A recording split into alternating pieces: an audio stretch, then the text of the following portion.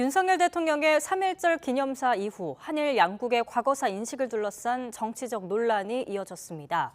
일본의 사과나 반성을 요구하지 않은 첫 3.1절 담화라는 주장까지 나오는데요.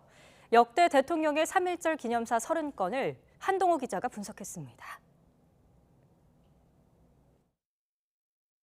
일본은 과거 군국주의 침략자에서 우리와 보편적 가치를 공유하고 안보와 경제 그리고 글로벌 아젠다에서 협력하는 파트너가 되었습니다.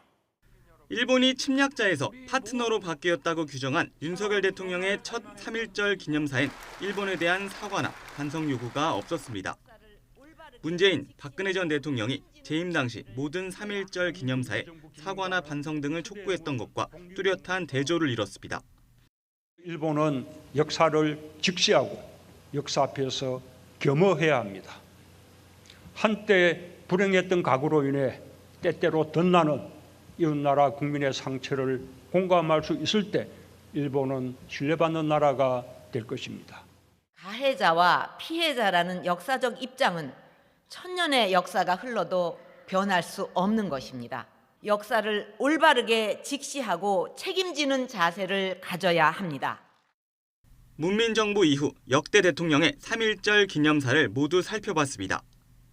2011년 이후엔 모든 기념사에 역사 직시나 과오 반성, 진실 인정 등 과거사에 대한 사과나 반성을 요구하는 표현이 담겼습니다.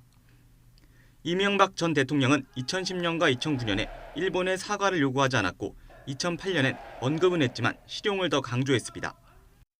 역사의 진실을 결코 외면해서는 안 됩니다. 그렇다고 언제까지나 과거에 얽매여 미래로 가는 길을 늦출 수는 없습니다. 노무현 전 대통령은 취임 둘째 해까지 말을 아끼다가 2005년부터는 위안부 문제와 역사 왜곡, 독도 문제까지 한일 간의 갈등 현안을 구체적으로 언급했습니다.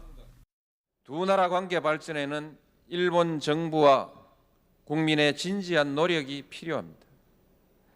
과거의 진실을 규명해서 진심으로 사과하고 반성하고 그리고 배상할 일이 있으면 배상하고 그 연후에 화해해야 합니다.